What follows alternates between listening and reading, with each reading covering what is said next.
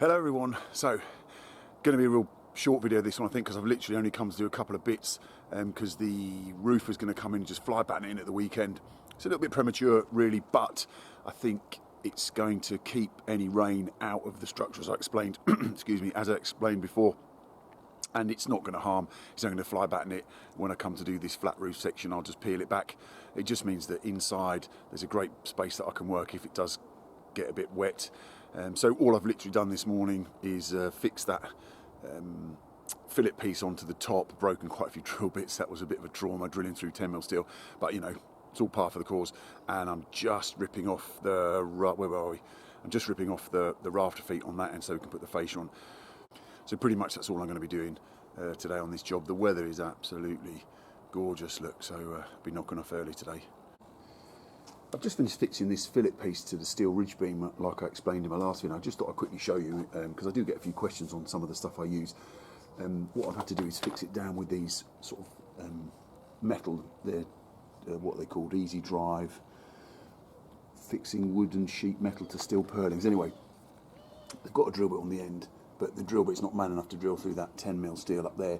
So what I do is pre-drill it with, I've got a 4 and a 5mm, and actually it turned out I wanted a 4.5, but I just thought I'd mention that the drill bits that I'm using, and they tend to be my go-to drill bits now, are these Bosch ones. I only get them from Screwfix, I think. They're not overly expensive, but I found out of all of the drill bits I use, they cut really, really well in steel.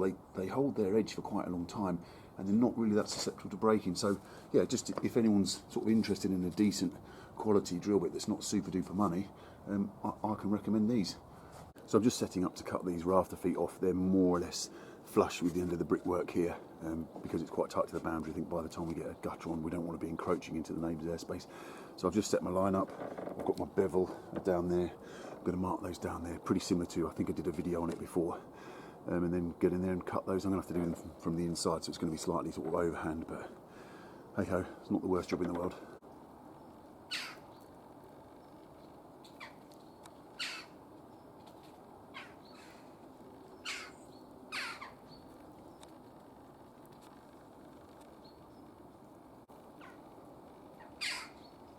There's a baby, look.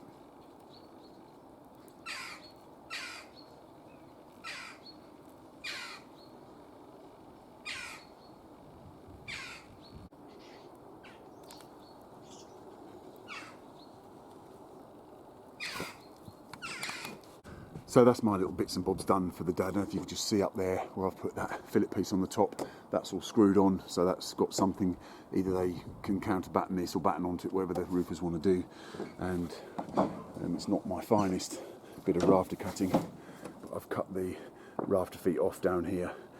Just one, oh, there's one at the end there, missed. I'll just get my hand saw and do that. So yeah, that's this ready for fountain battening now. And I'm going to knock off early and go and enjoy the sunshine.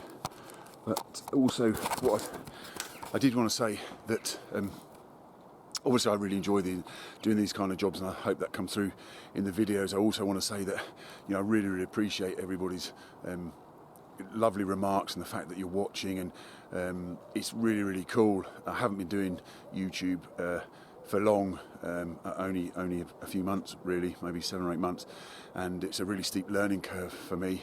You'll see in my comment section that I hope that I've answered every single comment that has been put so far, and even the negative ones, you know, I answer those as well. So I really do appreciate everybody's input. It's really fantastic to not only hear that some of the things that I'm showing, the little tips and bits and bobs that people who aren't necessarily carpenters are picking up on and finding useful, but what is also really special for me, because I do love my job, is the connection that I'm having with fellow carpenters. It's really, really cool, quite clearly, just from some of the things that you guys say, it's quite clear that there's some really, you know, clever guys out there who completely get, you know, what carpentry's about. And it's lovely when I do a detail and they might say, yeah, I do it like that, or I do it slightly differently, and the connection's absolutely fantastic. I've always enjoyed sort of talking to other people in the industry and other carpenters, so, you know, I really appreciate that. And it's been, as I said, it's been a steep learning curve for me, the whole YouTube thing. I think I'm enjoying it, and it's hard to know, you know, what to film, when to film, what to put in, what not to put in. the customers on this job obviously very kindly said that they don't mind me filming, but I have to be careful what I film. There's things, if you imagine someone coming into your home with a camera and putting it onto YouTube, so I can't film all the jobs all the time, unfortunately.